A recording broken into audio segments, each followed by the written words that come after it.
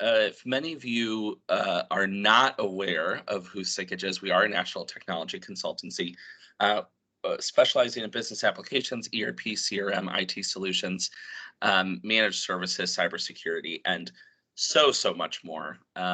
Today, we're going to be focusing in on our security practice at Sikich, where Mark joins us to talk a little bit more about penetration testing. Yeah, thanks, Mike. Yeah. And I do want to say one more thing. Sorry, I completely forgot. Just as a reminder, we do have this recording right now, and we will get this recording out in a follow-up email. Mark, it's now yours. All right, thanks. So if you weren't on in the beginning, I'll apologize in advance. I've got a little bit of allergies going on today. As Mike mentioned, please put any questions you have, any comments you have, go ahead and put them right in the chat. If you see me looking up like this, it's usually because that's where the Teams window is. I'm looking to see what's going on up there. So please do put them up there. If there's something important and I'm missing it, Mike or someone will jump in and we can check and talk about it. So within Sikich, as Mike already mentioned, there's a cybersecurity practice. That's where I'm a part of. So I'm a director within that department. We focus on compliance and cybersecurity. They are two separate things with a lot of overlap at times, but all the way from implementation, advisory through third-party assessing, full managed programs. And part of that is incident response and penetration testing, or the red and blue teams, the attack and defense. So today what we're going to talk about a little bit is I'll do a quick introduction and then we'll go into the specifics on having scoped hundreds of penetration tests and worked with hundreds of clients and been on countless phone calls. Some of the stuff that we've learned that greatly facilitates, getting started with a penetration test, whether you've done it a bunch of times or you're brand new. But it's really geared towards folks who maybe have never been through it before or have only been through it at a high level. So real quick about me, there's my, I have a face for radio. There's that. A lot of alphabet soup, mainly all cybersecurity and professional and privacy certifications. I've been doing information security about 15 years, on both sides of the table. So I haven't been a consultant my entire life. I was a practitioner before. I was the person who needed this presentation probably 8 to 10 years ago. So yeah, maybe 10 years ago, 8 years ago, this would have been perfect for me. And I was buying for 2,000-3,000 retail locations. So a lot of value. There's a lot of stuff I've learned from being on both sides of the table that hopefully we can help you out with. So again, our quick agenda, we're going to talk about some of the big topics, where to get started. Then we're going to talk through some internal business decisions, talk through some things to consider when choosing a partner. The landscape for every industry is very different in terms of competition and types of businesses. So we want to make everyone aware of kind of what the playing field looks like, how the scope of project and some thoughts around that, some common issues, and then obtaining the most value. So there's a lot of ways to spend your money. When you do it, you want to make sure you're getting the most out of it. And that's where we're going to have some takeaways. So just getting started, like with everything in technology, there are endless amounts of jargon. There are industry-specific terms, there are technology-specific terms, there's acronyms that mean something different in 4 different industries. That is very prevalent in technology. So I'm not going to dive into all 3 million different definitions that probably there are, but some of the high-level ones that you're going to hear and maybe hear in passing, like someone does anticipate that you understand what that is. And I wanted to call these out specifically because they are those common ones, but also some of them, people are weird about asking. When you're on a call, they don't want to jump right in necessarily and say, hey, what's an exploit again? Because there's this understood feeling that people should know all this stuff. But, I operate in this space every day, all day long. So it's second nature. And I have to be reminded sometimes that there's an educational component. So some of these things, scope. So when you hear somebody say scope, the scope of a project, the scope of an audit, the scope of a penetration test, it all means the same thing, right? And in this, it's going to be boundaries. Where are those boundaries of whatever the project is? If you're doing a penetration test, is it your whole company? Is it something explicit? Does it have a particular goal? Is it one IP address, one web application out of a bunch? What is the scope? Where does the project start and where does the project stop? So that again, very similar to what you'd think in terms of other parts of your business. It's not like a mouthwash. It's literally the boundary of your projects. Now you have level of effort. So that again, it's really common words. Level of effort traditionally is going to be a reference to how complex and what the time duration is that needs to be spent on the project. So I have a resource and the level of effort for what they're going to do is going to be 80 hours. That means over a period of time, they're probably going to use about 80 hours of time. You won't see that a whole lot in fixed fee projects, maybe to a degree, where you just have a single price and we're giving you some milestones saying we will achieve them.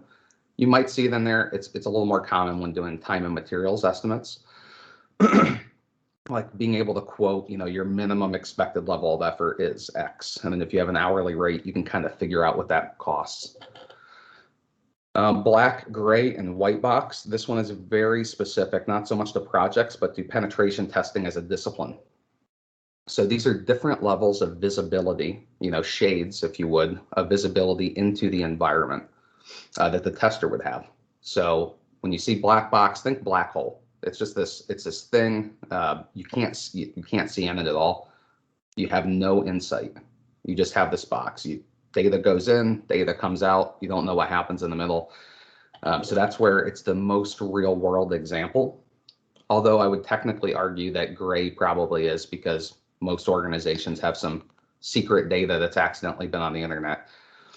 But outside the philosophical differences, black, there's no information given to the tester or the firm. Gray, there's some degree of information. It's probably the more common test. And then white, which is where it's full transparency. You can see everything, everything. You can ask all the questions you want. You can get documentation on API endpoints. It's wide open. The white box tests are typically the easiest to draw a box around in terms of cost and capabilities, because you know exactly what you have and you can be transparent with the tester. You're going to find the most information typically off of those. The black box, however, is also good, because that's going to require that's the most real world. So there will be things where an attacker has to try harder, maybe do some non-conventional attack techniques to find some information that if they were given all of the info in advance, they perhaps wouldn't have gone to that level of detail. So there's pluses and minuses. Covert versus overt. So that's covert. You're not going to tell or disclose to your IT and security staff, except maybe one or two key stakeholders, that there's a test going on. And overt means the tester can be allowed and just do what's necessary, and that it's going to be announced in advance internally. Again, we'll talk about it a little bit later, but there are some good reasons for both. Rules of engagement. Think of this as the document that supports the scope of your test. So this is an agreement of, here are the rules of our test, such as we will not do denial of service testing. We will only show you a vulnerability and you will have to test it. We can only test certain IP addresses on the application layer versus the network layer because they're Amazon services. Another example would be perhaps whether a test is covert or overt, so on and so forth. Testing windows, when can testing occur, during what times and what days. Methodologies. So there's two methodologies that are going to be specific to every penetration test. You're going to have a project delivery methodology, which is something that a company such as Sikich has, and it's the way that we deliver projects to you as a customer or a partner. Whereas there's also a penetration testing methodology, which is what the tester uses to ensure that they've done a proper and thorough test. So that having both those methodologies well understood is going to be an important thing for you in choosing a partner. The more important one in terms of getting a test done correctly is the pen testing methodology, which there's a handful of known ones that most folks use. NIST 800-115, OSSTMM, which is Open Source Security Testing Methodology Manual, PTS PTES, which is Pen Test Execution Standard. OWASP is an application standard that can be applied for applications, and then certain technologies may have some other ones, but those are kind of the general ones. An exploit, this is something where you can take advantage of a vulnerability to cause a compromise, make a system do something it's not supposed to. A vulnerability and in turn a vulnerability scan is a potential weakness. So I'm going to highlight, I'm calling out vulnerability scans specifically because one of the more common misconceptions is that a vulnerability scan and a penetration test are somehow relative to each other and maybe operationally just a piece, but generally speaking, they're two different things. A vulnerability scan is going to identify potential weakness. A penetration test is going to actually try to exploit it. So it's manual effort that's there.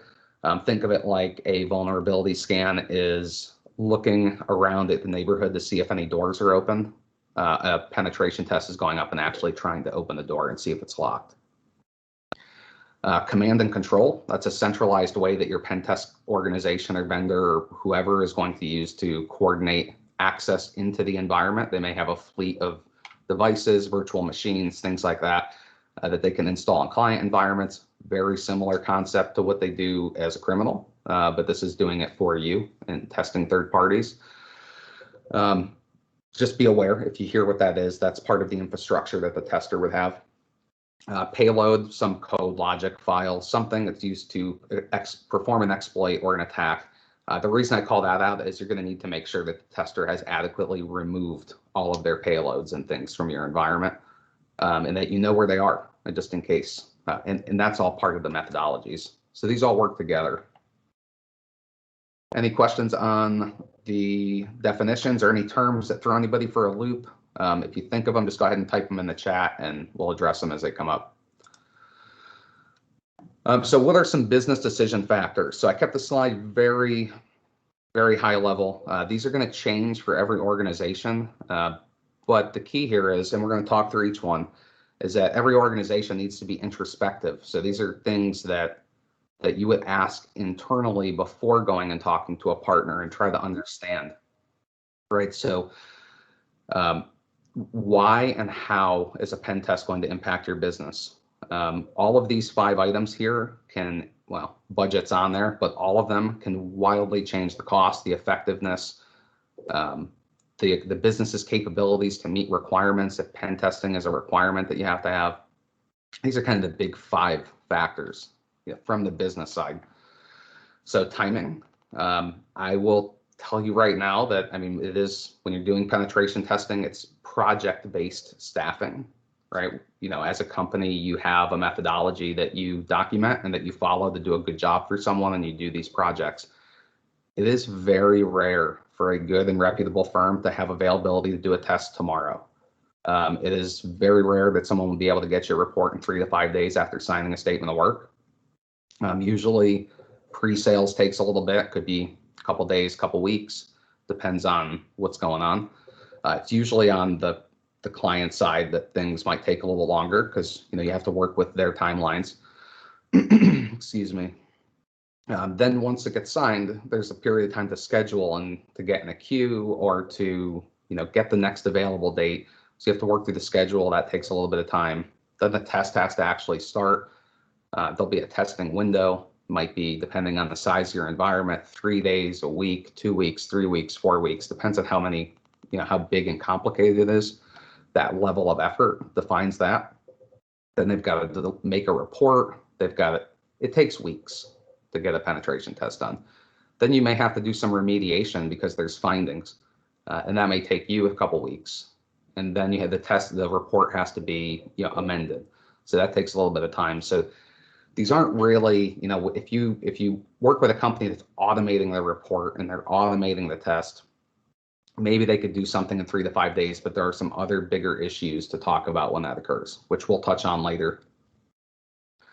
So long story short, you could have a period, it could be 6 to 8 weeks, from the time you start talking about to the time the test gets done. So you have to think about timing on your side. Scope. What's going to be the scope of your penetration test? So we talked about the type of criteria. What are you trying to test? What's your objective? Is your objective compliance? Is it security? Is it risk reduction? Is it something else? Why you are testing is going to drive you to better understand what you are testing, which is the scope. Do you have some technologies that can impact the security of the environment? Do you have some sensitive data type you're specifically trying to protect? Do you have some agreed upon procedures, contractual requirements, or compliance mandates? What is the reason for the test? And then that's going to help you define what your minimum scope is. If it's security, testing the entire perimeter would make sense. If it's payment card, I'm going to say testing the entire perimeter would make sense still. But you could go lower than that. So you're going to use all these things as factors to come up with your decision. Budgeting. I'll be a lot more forward with this than probably some other folks have been in the professional services world. I cannot stress how important a proper budget is. In penetration testing, it's like everything else in life. There are vendors for all walks of life, all budget needs, all technology needs, from the smallest of the small to the largest of the large, and everything in the middle. $300, $2,000 does not buy you a penetration test that is a real penetration test in 99.9% of cases. I'm not saying it's not possible or someone does it as an individual and does a great job. I'm not questioning that or saying 100%. Budgeting is important. I'd recommend that you in a couple slides, we're going to talk about picking a partner. I recommend that you find a few potential partners, talk to people in your industry, hear what they're spending and budgeting for. Go speak to these, some of these folks and get some quotes. Just ask for quotes, a ballpark, something, to get yourself directionally accurate.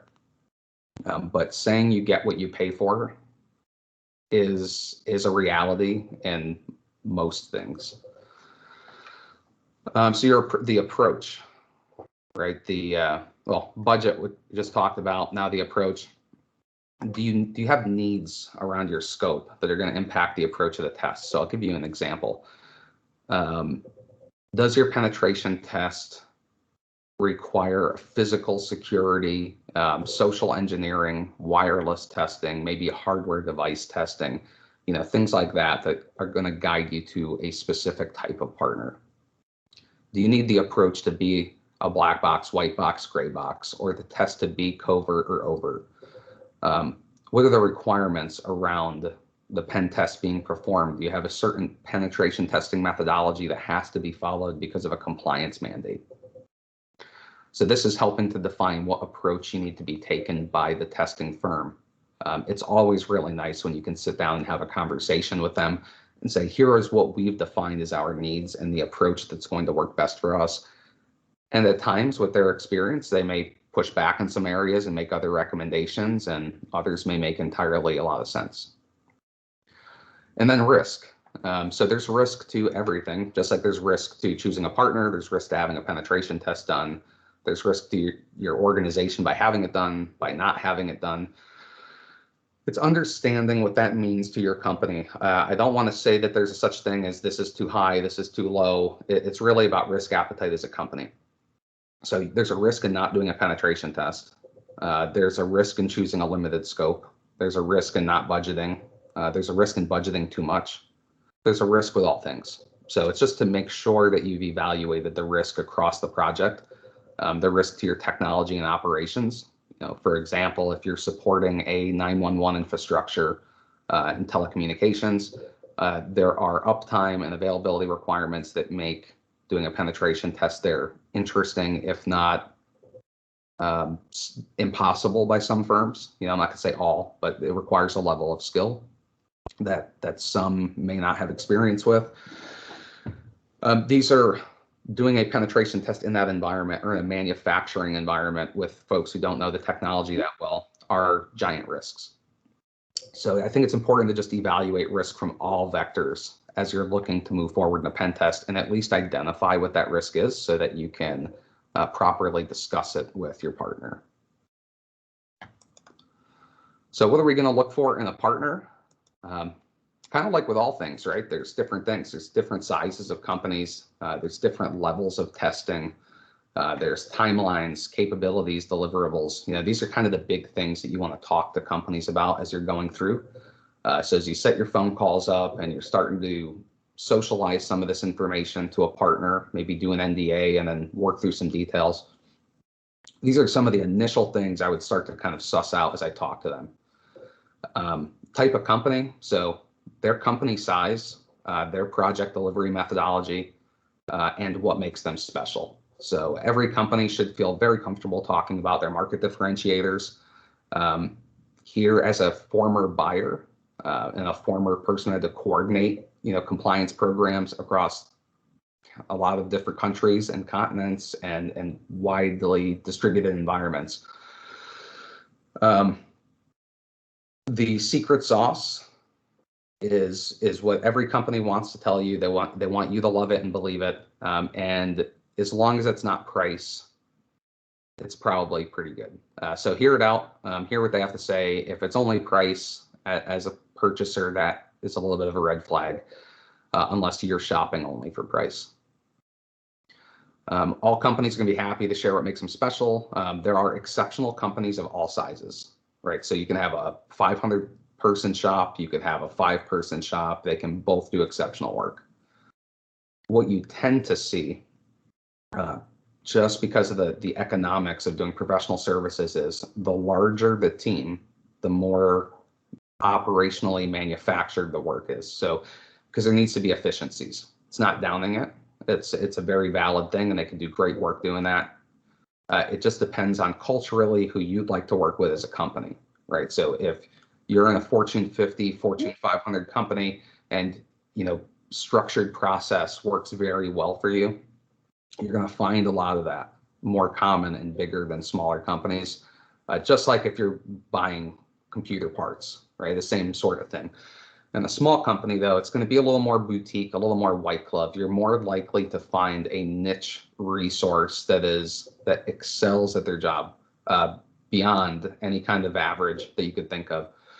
That 10 out of 10, the person who's doing vulnerability research on their own and publishing all the time. A lot of those folks tend to gravitate towards those smaller white glove type companies. So just understand that there's two opposite ends of the spectrum and everything in between, and any one of them could be right for your business. But it is something that I would consider. That cultural fit means a lot. Level of testing, how long or how far are they going to go with the test? Understanding, if they understand your business objectives, they should be able to make recommendations based on how they price, scope, and budget projects as a vendor. So if you come in and you say, I want to test these things, they explain to you that there's 3 levels of testing. There's, and I'm just using these as generic terms, but a copper, silver, and a gold, a 1, 2, and a 3, or a standard and an advanced. They're going to have some kind of method to say how far they're going with testing and should be able to describe that. But whatever their widget is, whatever the standard is for the organization that you're working with, they'll be able to explain to you to what degree they test. And that actually will be part of their internal documented penetration testing methodology. So it's something that's been discussed internally and they have a method for. Timelines. Can they even meet your timelines? So this is a reason that we talked about timelines together internally at the table before going to talk to vendors. If you need a penetration test by the end of the year right now, you're probably going to have issues at most places at least I've ever come across. There's that expression, good, fast, and cheap, pick 2. Right, and that doesn't necessarily apply to everything that we do. But when you think about year-end crunch, holidays, time off, just as it relates to your business, there's a lot of that happens on the professional services side as well. So there are places that will, without a doubt, charge more for ramped up timelines and things like that. Not all, but there are some. So it's really good to talk about that. If you talk to a company and you have to have something done by the end of January, which is a completely normal timeline, I think if most folks call, that's pretty typical right about now, this point of the year. And they're not capable of delivering it until March, then obviously that could be an issue.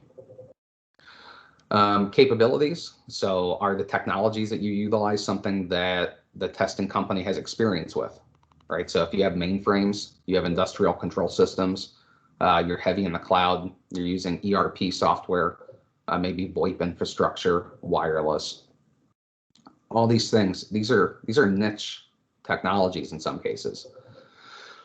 Penetration testing in Microsoft Azure on a platform as a service model is not the same as testing a data center running a web application. There are similarities, but there are attack vectors in Azure that do not exist in the data center, and vice versa. So I think it is important to talk about what technologies you have and to ask, do you have experience with other organizations in my industry? How about these technologies? Make sure that the testing company's capabilities is going to match your needs. How experienced of a tester do you need?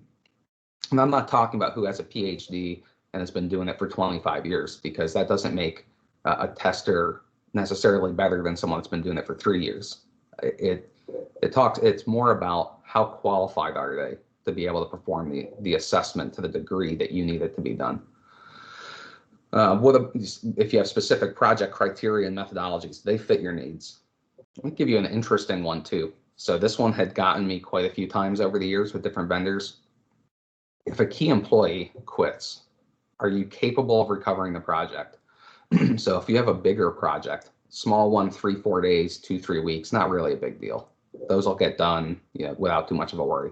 If you have a much larger project, let's say a 2-year project or a 6-month project, what's the redundancy required to make sure that there's continuity?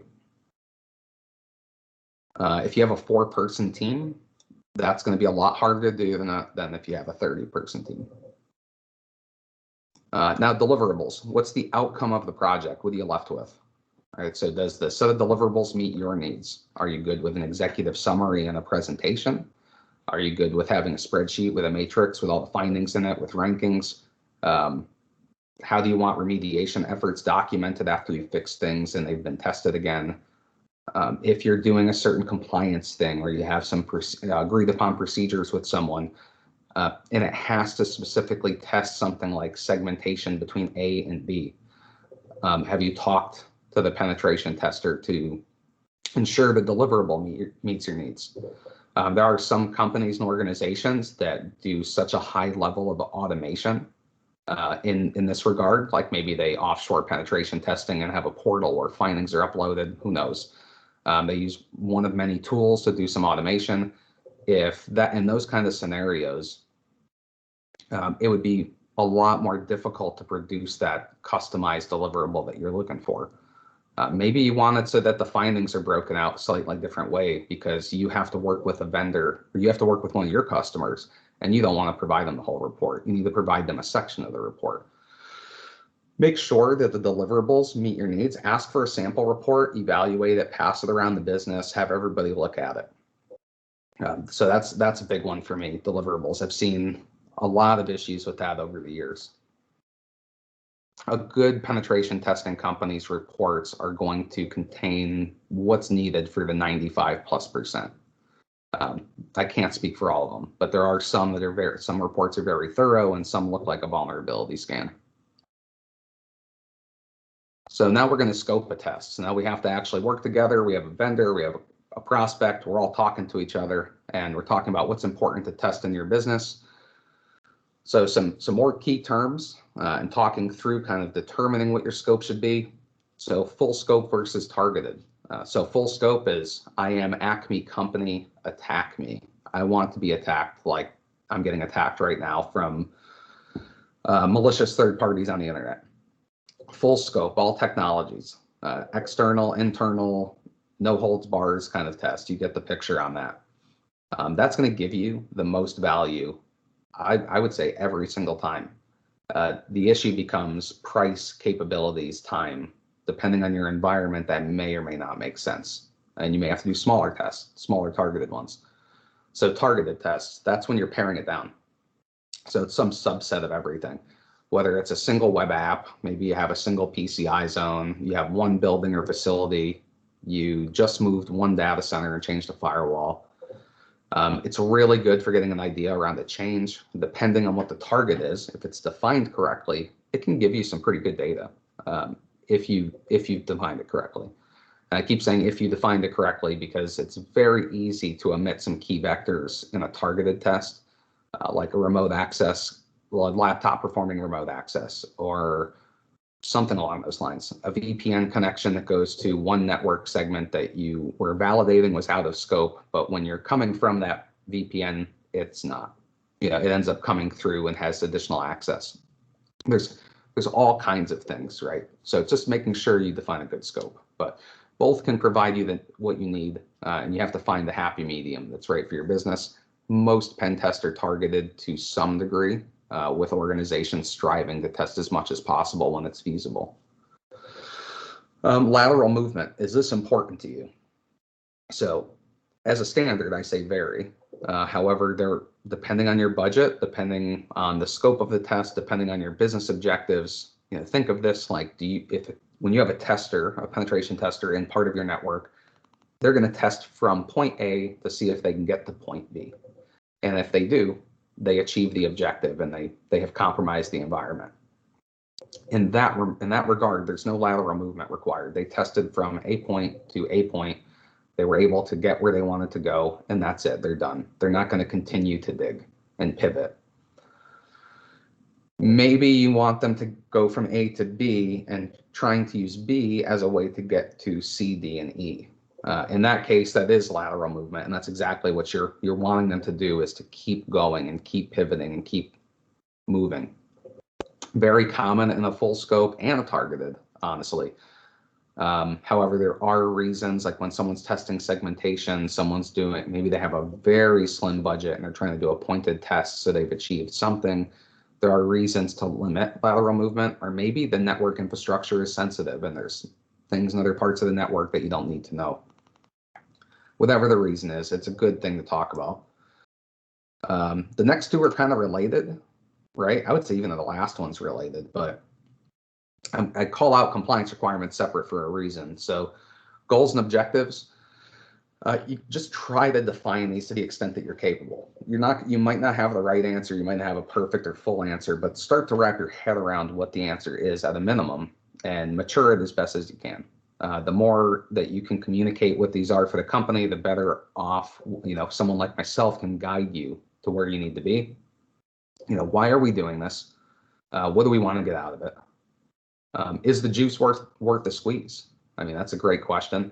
Do you have project requirements around timing or specific content? What's the minimum set of stuff you have to do? So it's figuring out what are those goals and objectives of the test. What does the business want to realize out of it? Now, compliance requirements are certainly a goal or an objective of scoping a test. But I'm calling it out specifically, unfortunately, because it is such a common one. It's probably, I would say, across my entire career, this has been the most common reason for someone to buy a pen test 2-to-1, which is, like I said before, unfortunate. What compliance will require is some minimum subset of something get tested. All right, so compliance is typically pretty pointed and focused around a specific type of data, protecting a certain type of system. Payment card is protecting credit card data's confidentiality. End of list. That's the only thing it's looking for. Availability and integrity aren't that important to it, and only in the context of confidentiality. And it's only cardholder data and data which impacts that, like authentication credentials. So there's not a whole lot of security for the rest of the organization built into that standard. So if you focus really hard on the compliance requirements, there's usually a giant part of your environment that's not being reviewed. So I'm calling that out one specifically, but it is important to know exactly what these are, because you need the scope to contain them at a minimum, because those are requirements for you. Just try, when possible, try to avoid using compliance requirements as the only factor in scoping your test technology boundaries. Just try to, when possible, try to do that. Remediation testing. So if you're getting a quality penetration test, there's a very good likelihood that you'll have some remediation to do. It is penetration testing and exploiting things is usually, the time to figure something out is usually some combination of how mature the organization that we're testing security is and their, IT program, ITSM program, but also how skilled the testers are in the technology that they're testing. So, and how good our methodology is. But remediation testing, if you get a good pen test, very likely. Do you have the resources to fix and repair issues that come up within the time period that the penetration testing company is going to give you? There's usually some time bound on the remediation window where they will still permit testing of those items again to document it. So how long will your company need to remediate a higher critical issue? Think about it like application, infrastructure, go through some of the major things that would have to change. What's a worst case scenario? Is that your architecture, there's something horribly wrong with it, and your main web application requires like weeks of coding. Right, those are pretty significant things.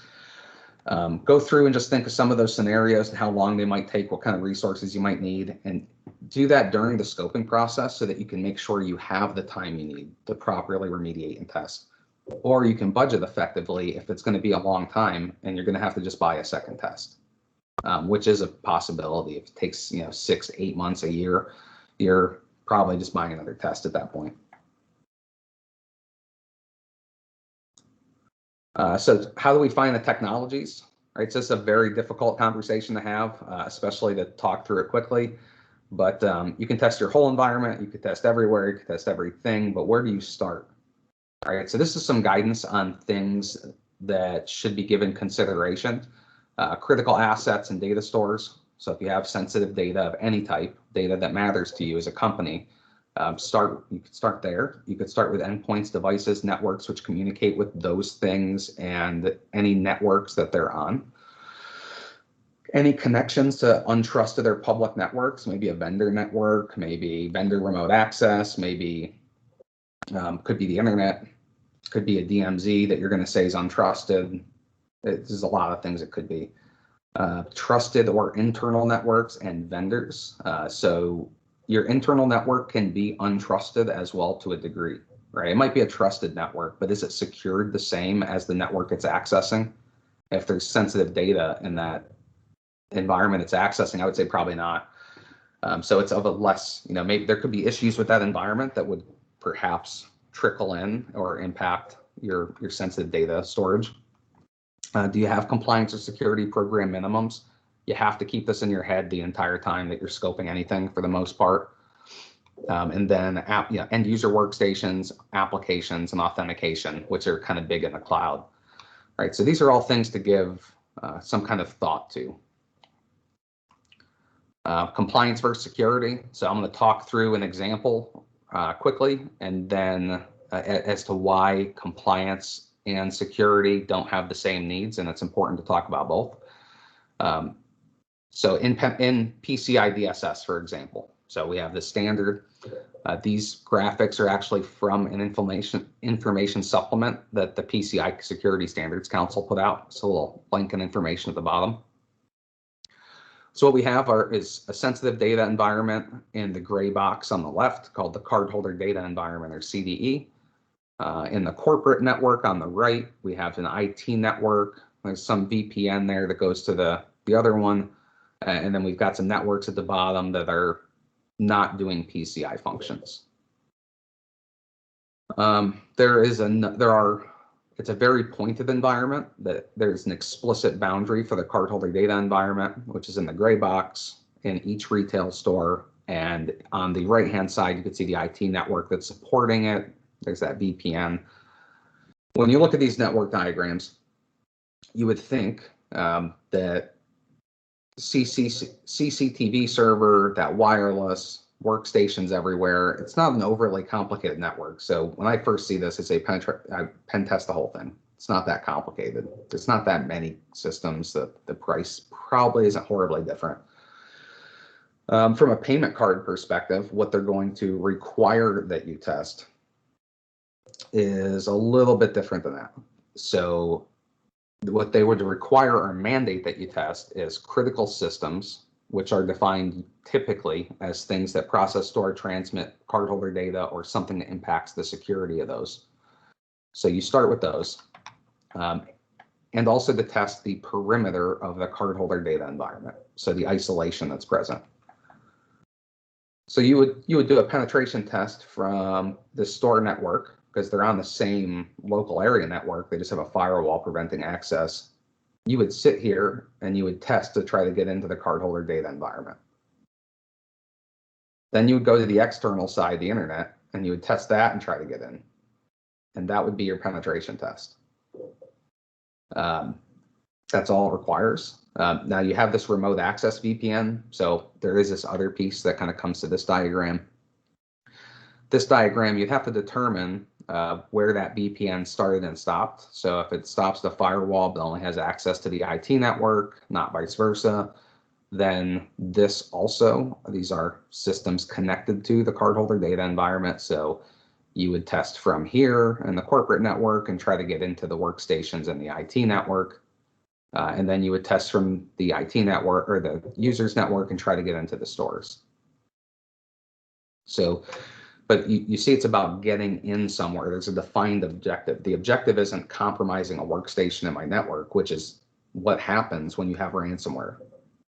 So there's a huge section. It's not the wireless AP and the general users network will never be touched by anybody in most cases. CCTV server in the store, which I would argue is probably being used as a security control for the cardholder data environment, which puts that in scope for PCI as well as anything on the network for it. I would probably take a little bit more firm stance on it, but more than half of your technologies are not actively being tested when you do this bare minimum test. Now, the upside is you can obtain PCI compliance. The downside is you have a misunderstanding, an incomplete picture of the risk present in your environment. So what are some common pitfalls? Well, it's not fall for traps, right? So there's when you're buying penetration testing, there's a lot of thoughts going around. Some of it's due to not understanding. Some of it's due to it not being an executive priority. Some of it's not being budgeted. But number one is they're improperly budgeted for. This first slide is more of the executive high-level type planning. The next slide is going to be a little bit more around the technical parts, but so it's improperly budgeted. Results are not incorporated into the big plan. So you should use those results and use them to be proactive about fixes and solutions to your issues, maybe architecture changes, escalate so that people understand what's happening and what the risk is. You don't obtain executive buy-in prior to doing the test. Without that, if you don't have an executive sponsor that believes in how important it is, it will be a check the box exercise and we'll be using money with little actual gain. Treating a test like it's only a requirement.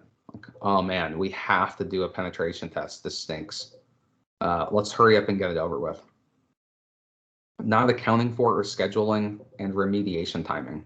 So as I mentioned before, scheduling takes weeks, the completion of a test is weeks, not days. In many cases, remediation timing, if you need a month or 2 or 3 to fix things, that's going to delay that final report as well. And also keeping in mind, I know it's stressful. Those findings are better coming from a penetration tester than from a criminal.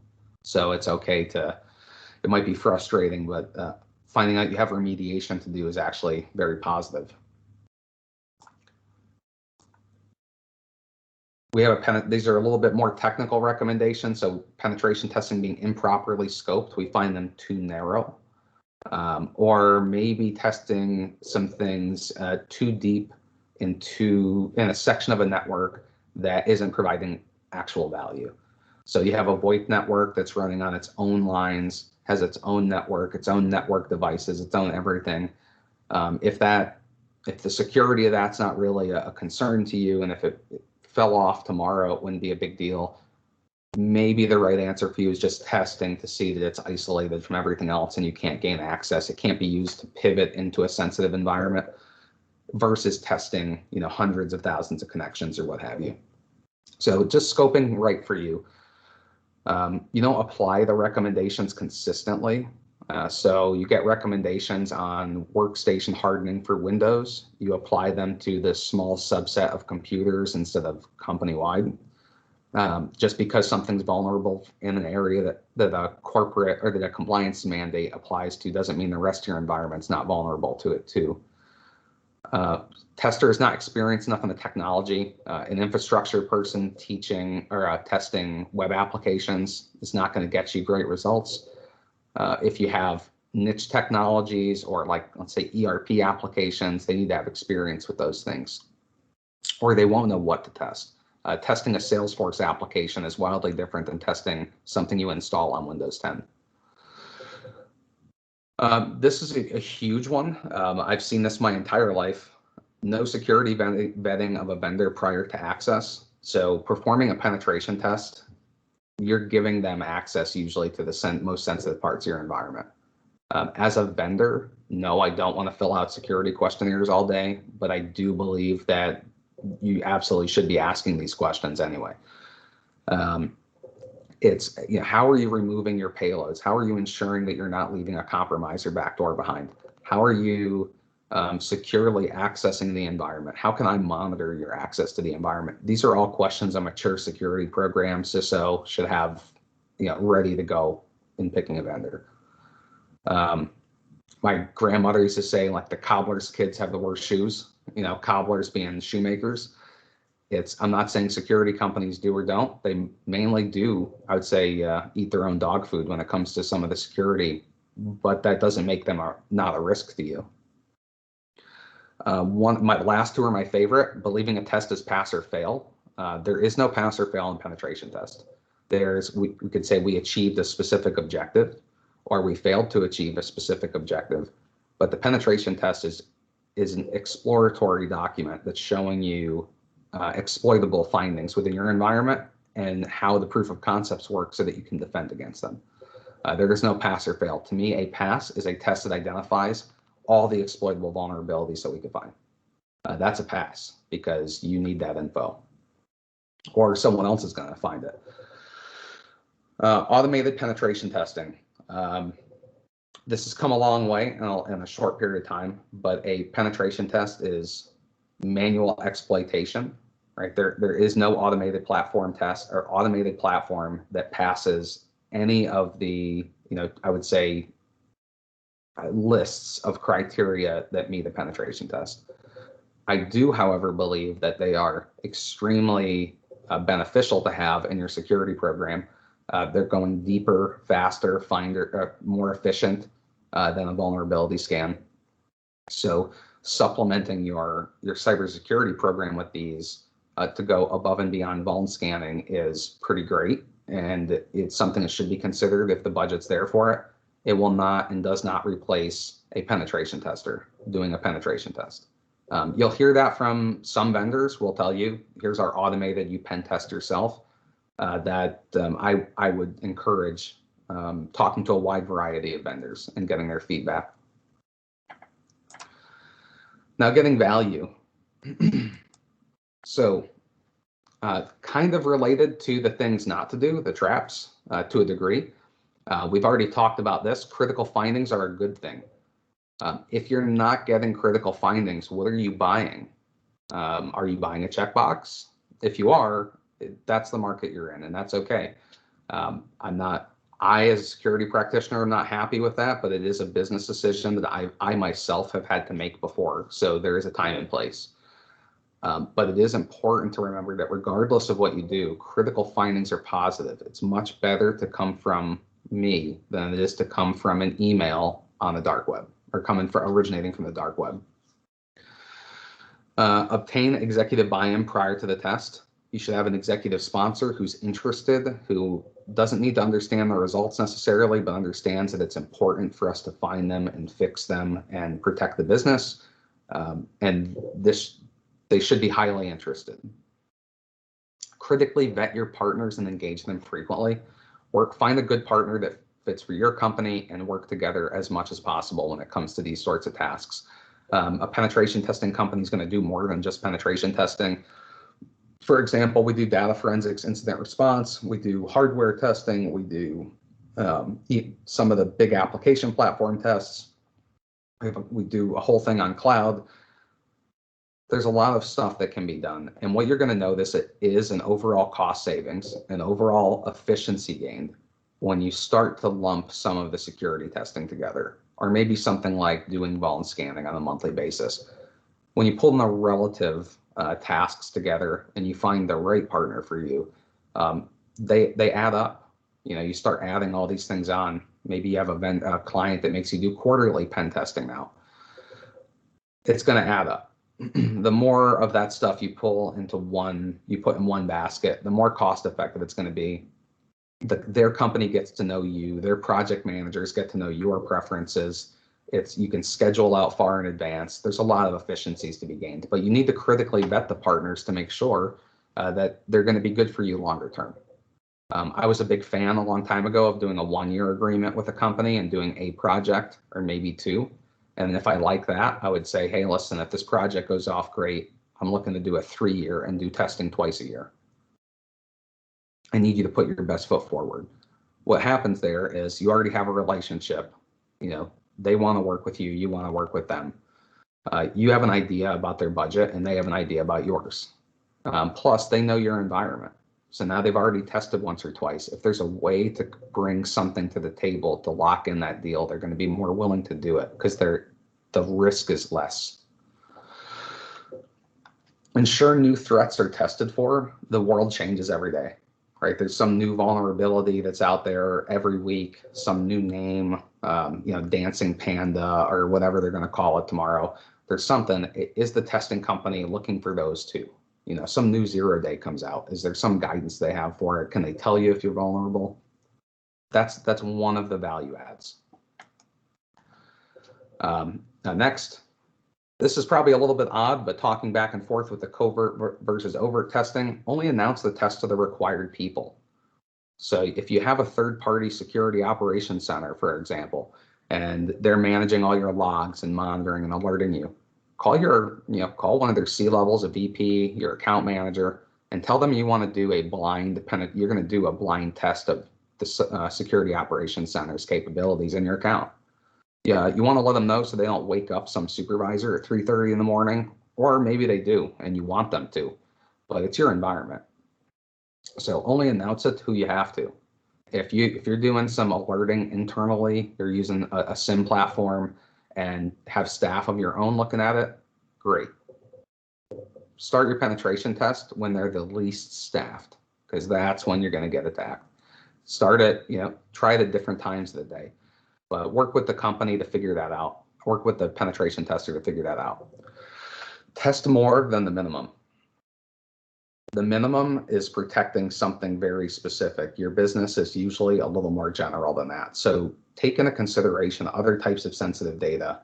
Take into consideration networks and environments that could potentially be used to pivot from one untrusted network that maybe you don't mind into one that's important that you do. And understand that because you put a security control in place does not mean that it's working. So we've heard a lot. We use firewalls for this, that, and the other thing. Okay. Are they operating right? What if you have a rule set that got an ACL that got inserted above another one and now provides access? Or I have another thing, like here's a good example. We use IDS, IPS, next gen antivirus, all the bells and whistles, best on earth, best in breed. Yeah, there's a major vendor. I won't use any names, but there's a major vendor whose IDR, XDR platform phones home to Amazon US East. And when it doesn't, it fails open. So everybody who was involved with the Amazon US East availability zone issue yesterday, one of the platforms out there fails open. So where normally would have blocked something, it stopped because it couldn't phone home.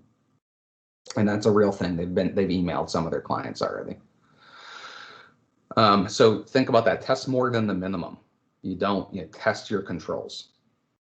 You need to have layers of them. So test the layers. Fix the low-hanging fruit first. If you're not doing vulnerability scanning on your own, which is a very cheap thing to get into, especially externally, if you're not doing that first, do that first. Run a scan, fix the patches, install whatever's missing on your servers and whatnot. If you have a configuration vulnerability that pops up in the scan, go fix it. Take an effort to harden some of your systems prior to the tester coming in. Because there's 5-10 things that when they see them, that's what's getting focused on, that's what's getting exploited, and that's how they're going to get access, and it works 80-90% of the time. Do you want that info that you can Google for and you're going to pay a lot for it? Or do you want them to have to work for it and to show you how an attacker is going to go after you in a hard way? Something a little bit more complex, but also real life.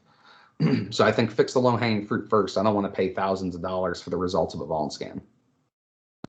Understand the findings and ask if something's unclear. So go through the findings, ask for a debrief with the report, go through them, walk through the attack chains, figure out what areas of those attack chains you could have potentially caught it, detected it, blocked it, what have you, how to protect against those attacks so it can't happen again.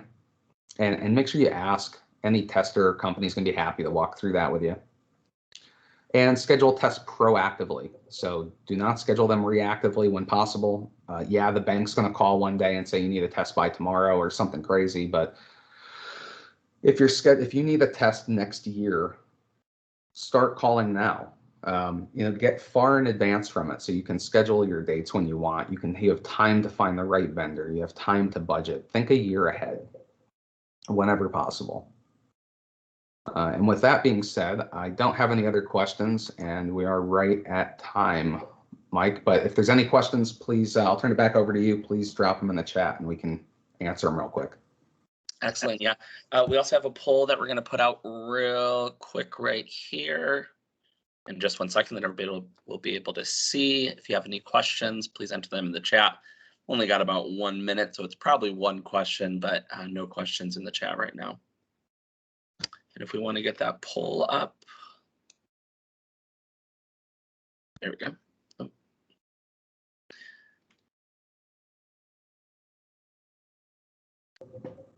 Excellent. Feel free to answer that poll.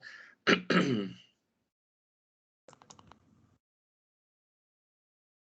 everybody a minute.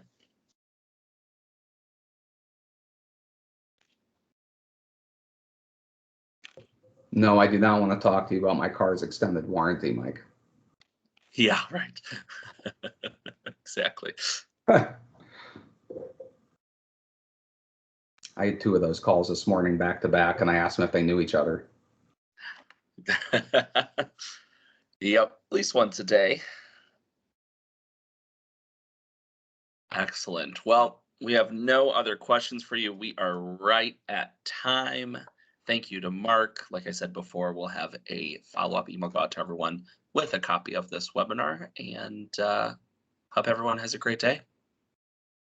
Awesome. Thanks for joining us, everybody.